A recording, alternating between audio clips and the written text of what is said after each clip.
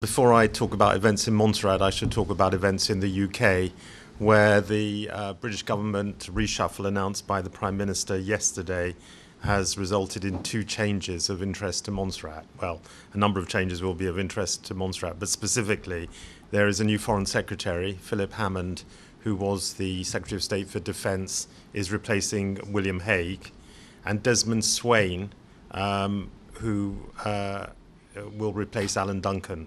Alan Duncan, in his farewell message to staff, said he was leaving DFID after 4 very exciting, happy and productive years, and he was leaving of his own accord in order to pursue, as he puts it, other adventures.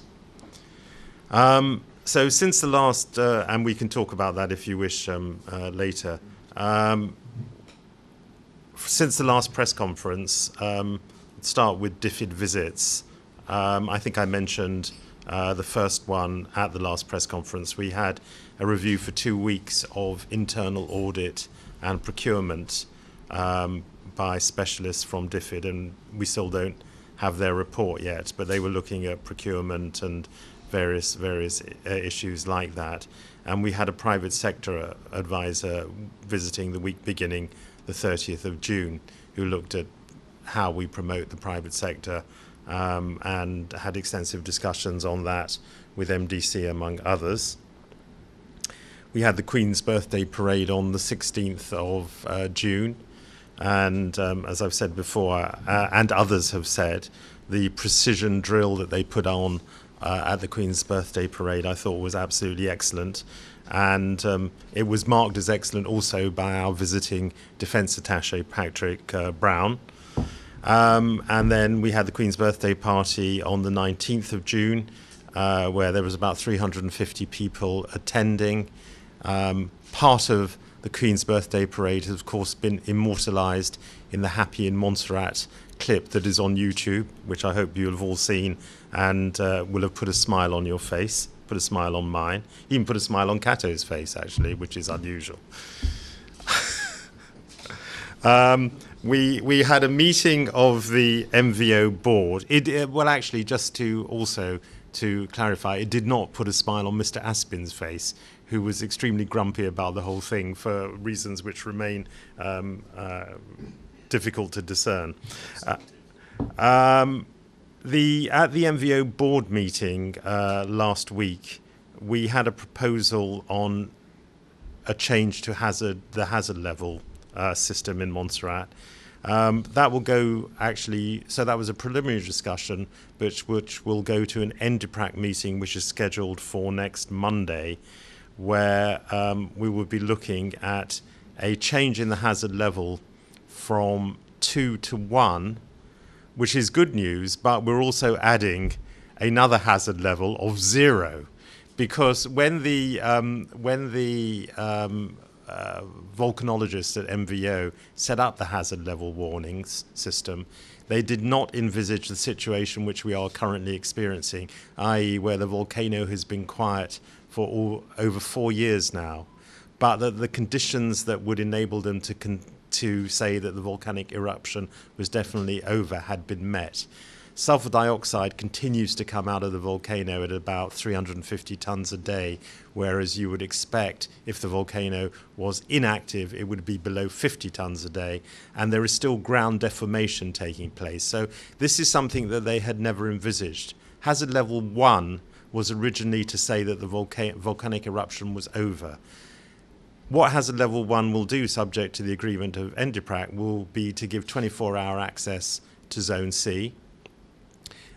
It will look at a proposal for an expansion of managed visits to Zone V, particularly tourists, and so that will be the major impact. But there will be this hazard level 0, which will be the one that they will use when the volcanic eruption is over. But unfortunately, that seems to still be some way in the future. There is no analogue around the world for the way Soufrière is behaving, i.e.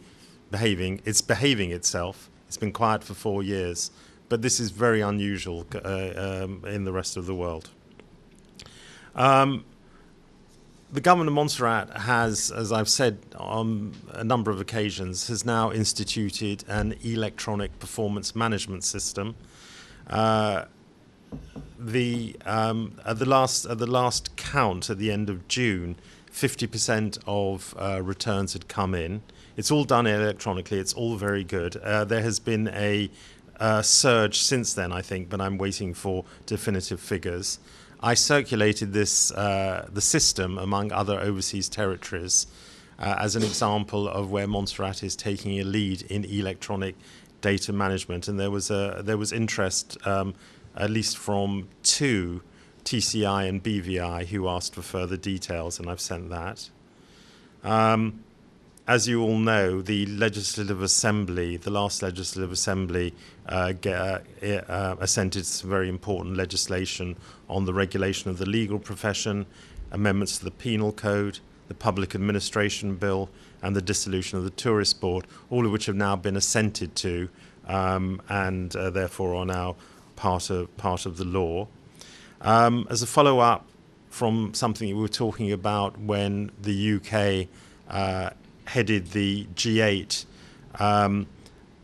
as a result of trying to get greater financial transparency about ownership, Montserrat, through the Financial Services Commission, has just completed a survey on beneficial ownership, which is one of the requirements, one of the commitments it made in relation to that agenda, and the results of that are just being analysed. But it looks as though there is no particular objection to beneficial ownership being made publicly available.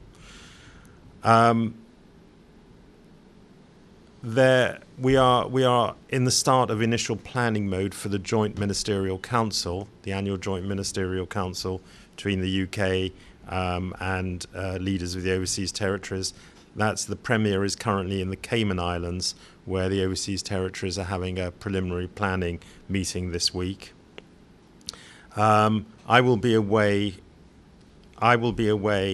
on leave from Saturday and back on the 16th of August.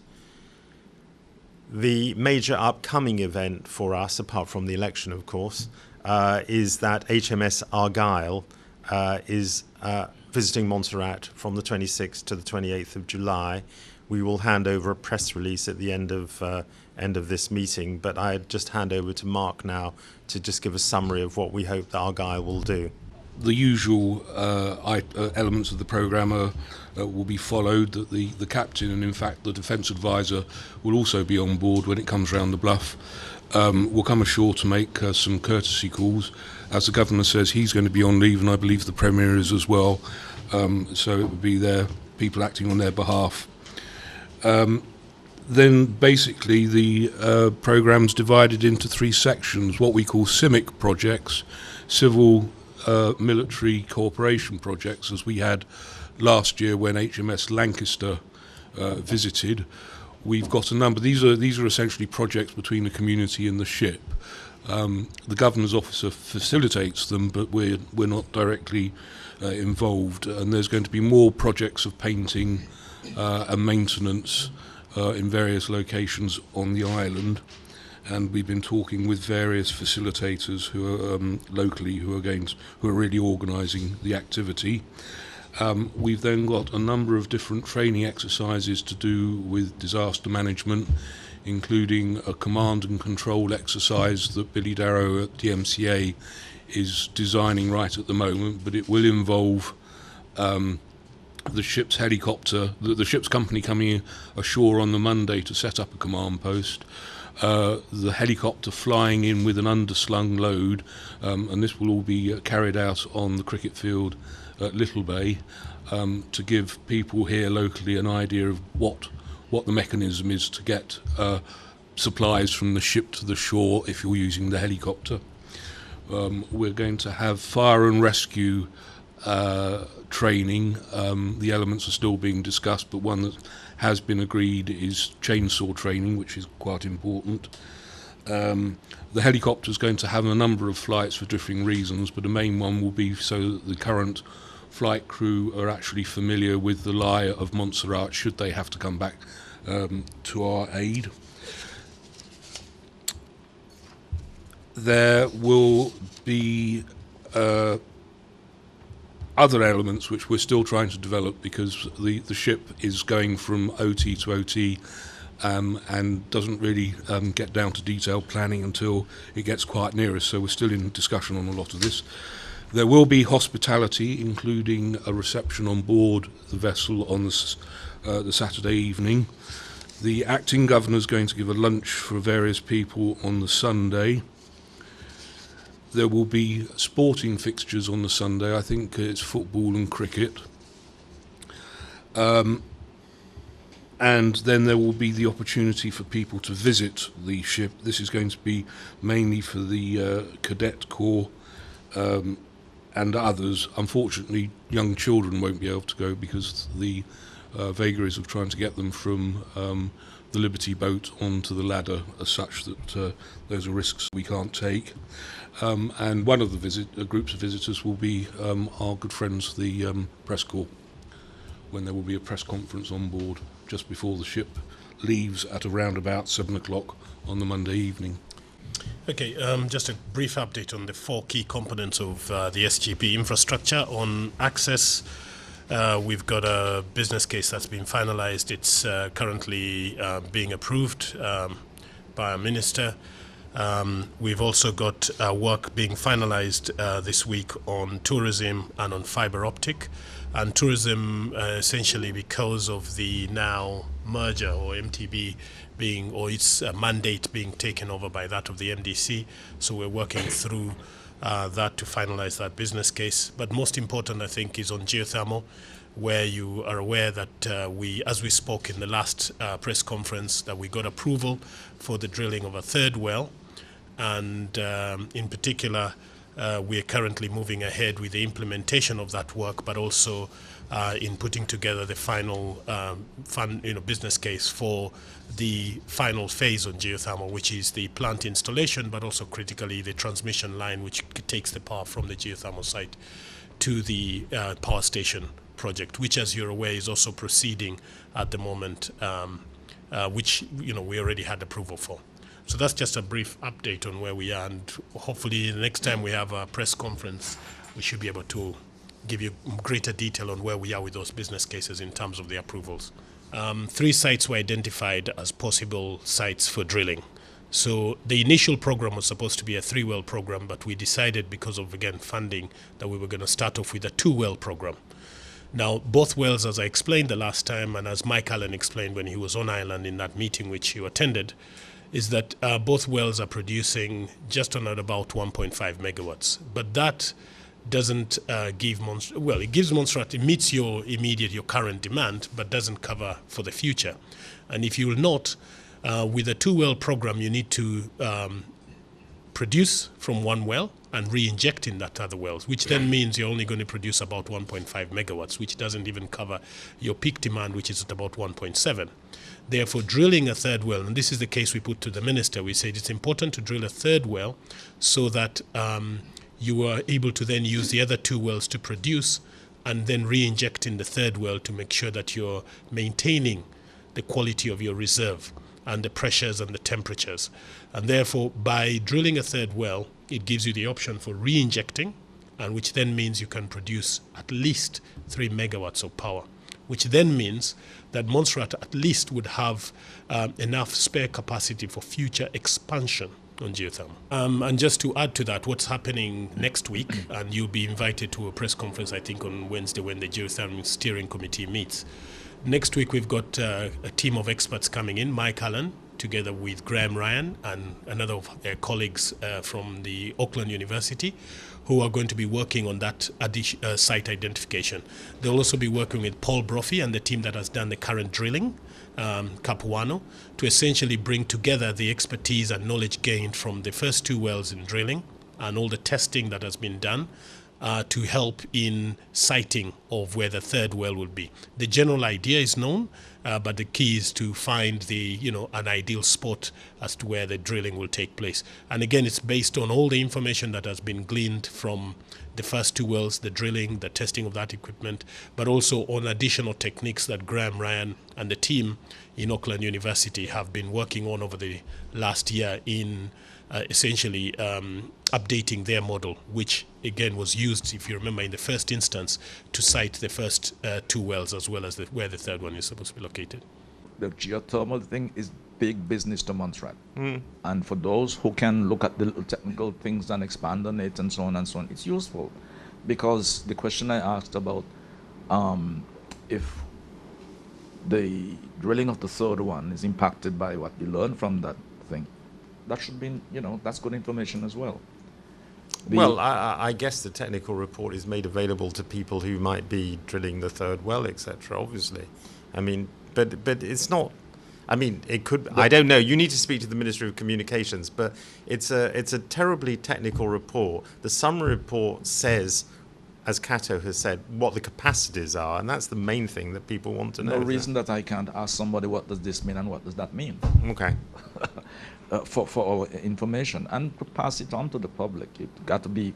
We have to make this all credible to people. Well, then you may need to get more aggressive, as you said. Yeah, thank you. The last question is: will the drilling? Will this be a new tender and so on too? Yes. So we can end up with a As different I mentioned drilling. the last time, that DFID is going to lead the procurement of this, drilling tender. Yeah. So yes, it's going to be a new tender. The hazard level, interesting, and I'm very glad to see that and so on and so on. Yes, of course, we've got to go from 2 to 1. But my question, though, as we talked about the unusualness of the quietness of the volcano, what would have been, or do we have that information, what would have been the sulfur dioxide output prior to the volcano? I don't know. I mean, that's a good question that you should ask Rod Stewart, who will probably know. I will undoubtedly know. Yes, because that's interesting as to what it was. 1995? Yeah. That's correct, Yeah. yes. Yeah. Yeah, that could inform Yeah, no, I agree. what we do. But their assessment on sulfur dioxide is that sulfur dioxide on a long-term average needs to be less than 50 tons a day. As I say, it's around 350 to 400 on average a day. I'd just like to go back to the cabinet reshuffle and Mr. Swain. Interestingly, I note that you mentioned that there is might be some interest from Montserrat with him coming in. Do you know what he brings to the table in terms of his background? When I said interest in Montserrat is that because he's basically taking over Alan Duncan's portfolio, and Alan Duncan was the minister delegated by the Secretary of State, Justin Greening, to deal with the overseas territories. So Desmond Swain will be dealing with Montserrat. I don't know him. I've never come across him. I've read his profile in Wikipedia and elsewhere. He doesn't have experience in international development. He's been a member of the Territorial Army for many, many years, and as a reservist was posted to Iraq for several months, but doesn't have international development experience. So will doubtless have a steep learning curve, but I'm sure he'll be able to ascend that learning curve very quickly. One of the things that he will be getting briefing, one of the things we will want to decide is when it makes sense for him to make his first visit to Montserrat. Okay, and just to go back to the whole hazard level discussion and so on, I note that you mentioned controlled visits to Zone V, and you mentioned tourists at the end of it.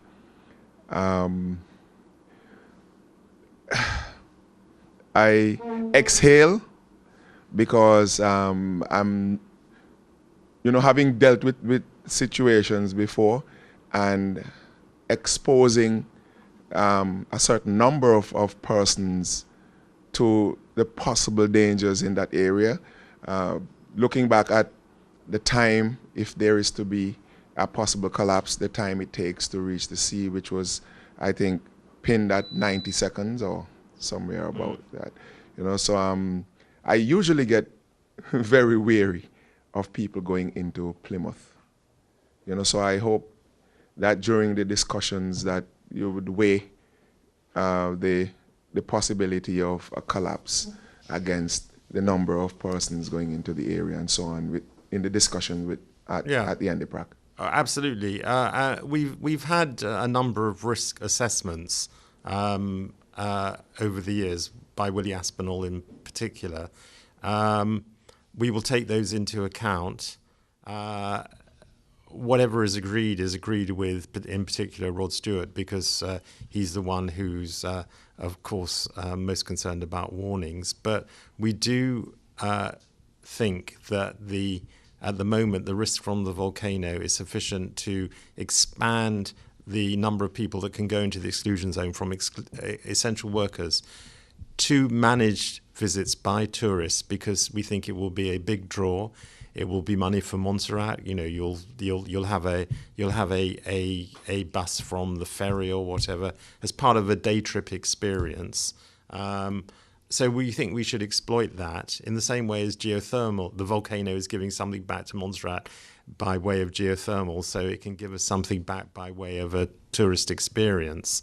We are very mindful of the need to monitor and to manage this properly, and that will be discussed at NDIPRAC. But I think it's a legitimate expansion of activity, which I think we can manage appropriately. Still on the UK, Foreign and Commonwealth Office, and that was supposed perhaps our last meeting with the Caribbean and Hague.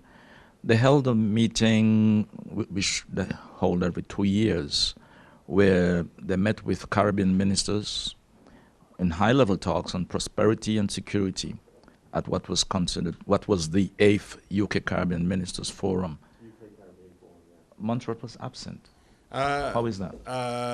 Because it was Montserrat was invited, but was invited as an observer.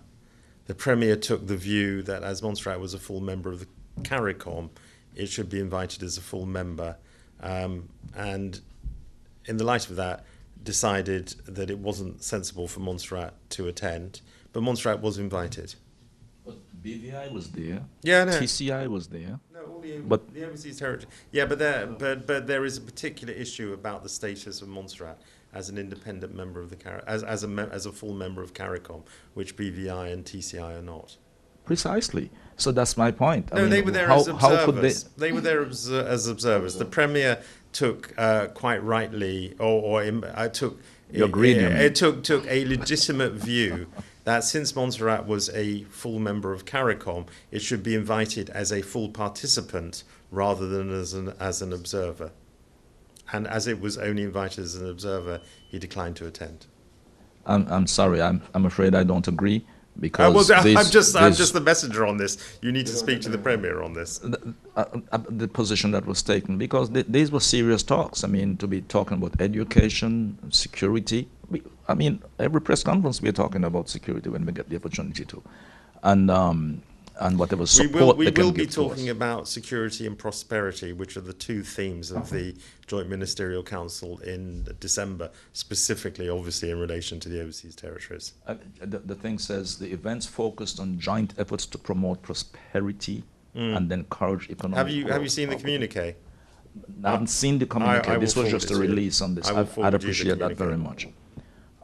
Which reminds me, when you promise to forward things, if I don't remember to ask, we don't get it. Because that brings me to information on the cabinet decisions. Yes. The usual report on the business of cabinet was published on the Government of Montserrat website about 3 days ago. This is the business of cabinet. Did you pick that up? I eventually did. Okay, only good. just yesterday. You could have got it very easily if you followed my tweets, because I tweeted it. So that is the standard one. Actually, it's normally every quarter, but this was for 6 months, and this gives you policy decisions that cabinet took. It gives you approvals under existing legislation, new laws and amendments, appointments to boards, etc. So that's in a quite easily assimilable form. And things that they noted. Yes. The cabinet noted. There is also I'm still, because it's not a decision for me entirely, I'm still waiting for a discussion on this in cabinet. There is a draft paper that has been produced by the Cabinet Secretary, which I hope will be discussed by Cabinet. But essentially, the position that is suggested, or the position that is taken, is that, or the proposition is that the business of Cabinet, unlike that of the Legislative Assembly, is not definitively for public consumption. Cabinet receives and discusses matters which are sensitive, and which, if they are published prematurely, can create confusion, could create discord and hamper implementation of policies. The Cabinet decisions go out to the relevant departments and statutory bodies as quickly as possible after a meeting.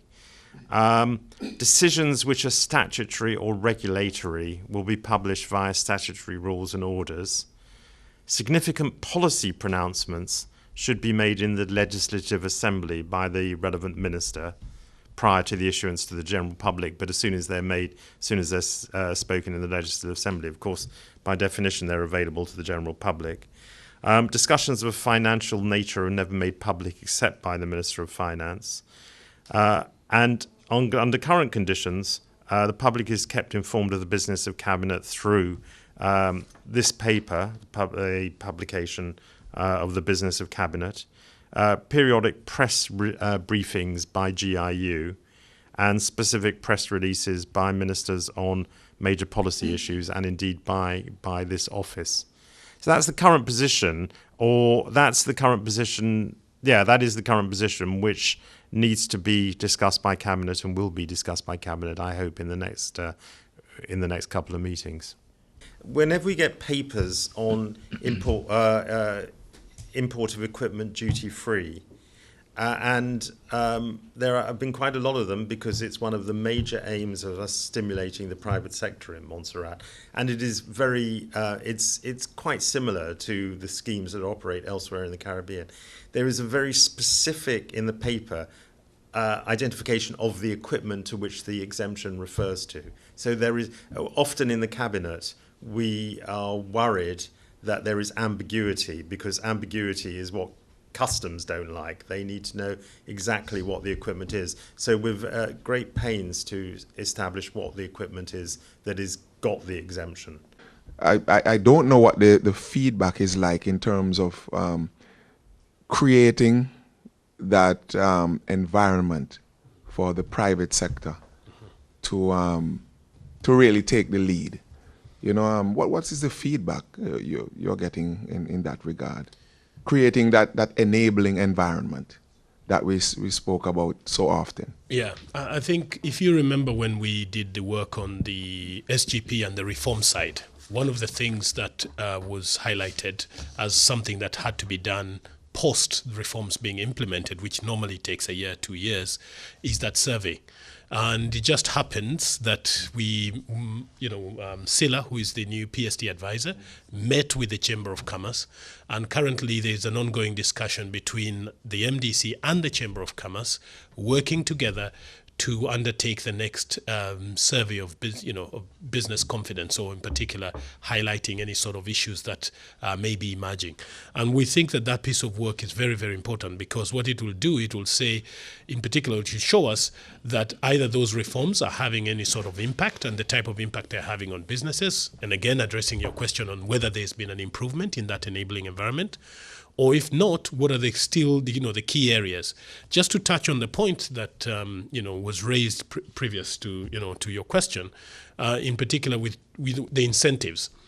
Part of the work we did on the SGP was a comprehensive look at investment incentives. The study done by Nathan Associates, which again is available on the website, that looked across the board to see, is Montserrat offering what would attract investors to Montserrat, but not only that, what would allow local investors to reinvest, to further invest in their businesses locally.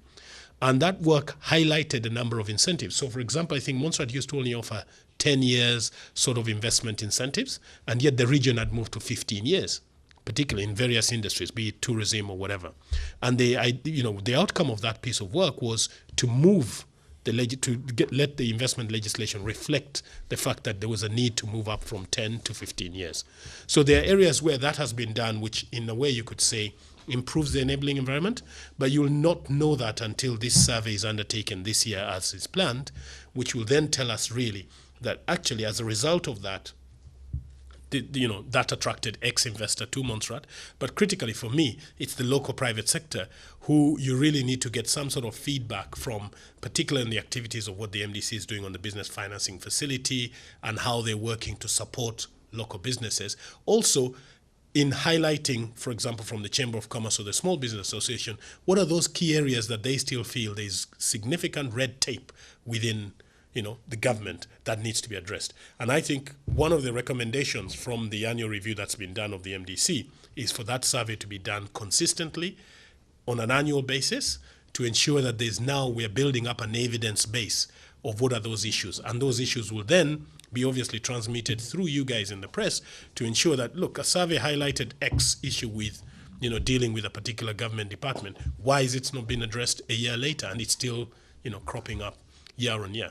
Or that there was not effective implementation of a particular component of the private sector development strategy by the MDC, and therefore something has to be done to address it. So until we have that survey, now that we've a year out of the the MOU reforms, I think this is the ideal time towards the end of this year to undertake that piece of work.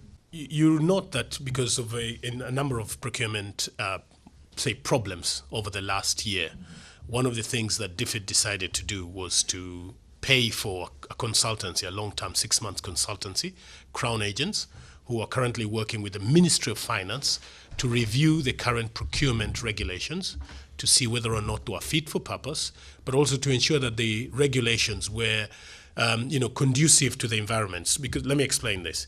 You can't take a procurement regulation and standard that is, that works very well in the UK and simply transplant it here, because in many instances you may not have the capacity, but also it may become too onerous for the local industry to comply and all the training and even the people who are implementing or using the system. It becomes extremely difficult.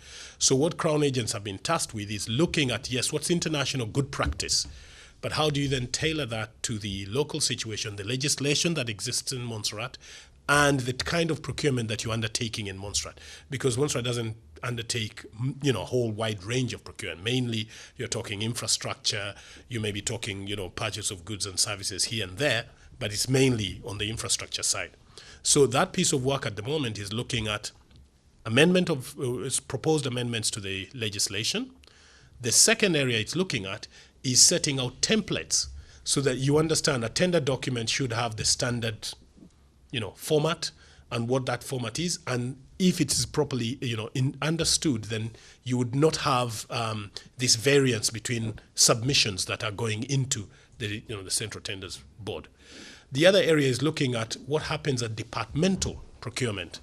That's all the procurement below the 100,000, how that's undertaken, what are the documentation, what's the type of documentation required to be in place, how are evaluations undertaken, how do you set up a departmental tender committee, what are the rules that govern that committee, and the guidelines that need to be in place. So essentially a manual that clearly outlines that process, just as it does on the much larger procurement within the PPB, setting out all that documentation. So at the end of the 6-month period, the consultancy started in March, should be completed around September, October, with the view that at the end of that entire process, Crown Agents working together with Ministry of Finance would have put together a set of documentation, manuals, and provided the relevant training, because again, we should not forget that people have to be trained on how to manage the procurement process, the checks and balances that need to be in the system and how they need to be adhered to ensure that you have a transparent and open system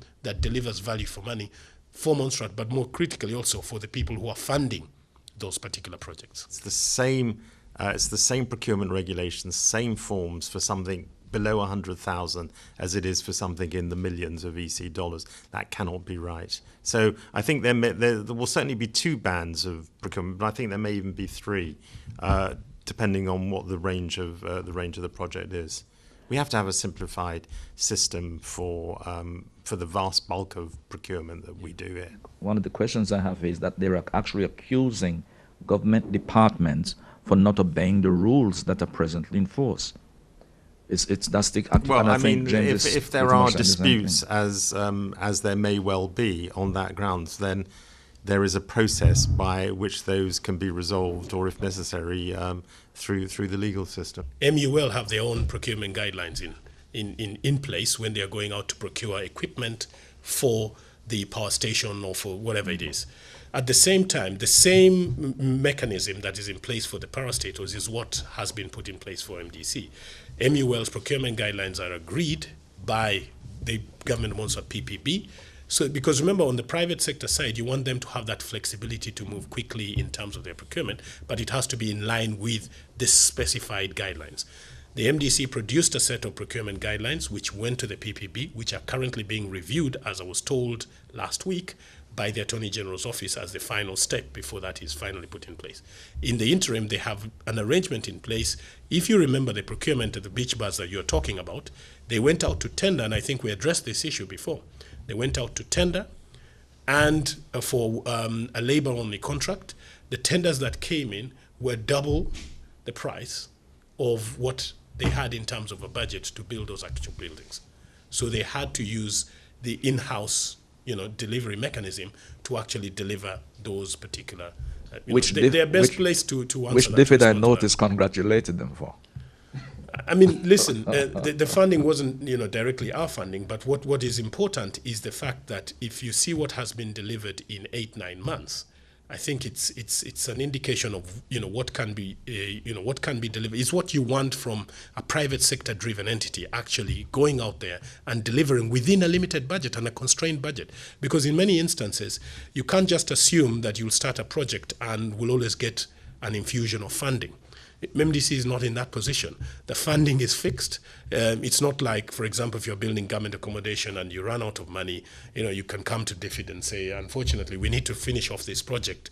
Therefore, we need, some additional costed extension of a project. It doesn't happen that way. You referred to the waterworks matter, and information that's come to me says that either the governor or government or both are making substantial offers to settle that matter, which had gone to the courts and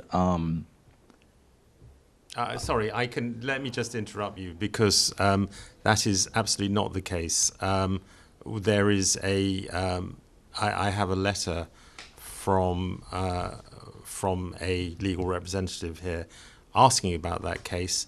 I am just waiting for comments on a further reply to him, which the Attorney General has produced. I'm just waiting for comments from the DPP. There is no offer of settlement. If you're referring to the theft of copper steels. Yes, there's no offer of settlement on this matter. No. You see, because it goes on to, my investigation goes on to show me, which I will publish eventually, that permitted persons charged with the illegality of that action, of those actions, to escape the matter being heard in court. So that is one interpretation of what has happened, but it is not the government's interpretation, and a letter is going back, hopefully either today or tomorrow, to the legal representative. Also, that letter addressed this very situation I'm talking about. See, I haven't seen the letter. I don't know. No. A request was for a commission of inquiry or something similar to look into it. We are replying to that. Okay. Well, I think then I shall go ahead with my final question. Finals. Okay. No, yeah. Well, aid memoir. What's our story on that? The last thing we had heard about a month ago is that it was still being finalized. Where are we on that? It was finalized yesterday and was issued this morning, so we'll get it out to you. Great, thank you. Yeah. Issued in what sense? Well, it was sent officially to Government of Montserrat this morning. They will put it on their website? They should put it on the website, and but we will. I don't like you saying this about putting it on the website. I don't think that.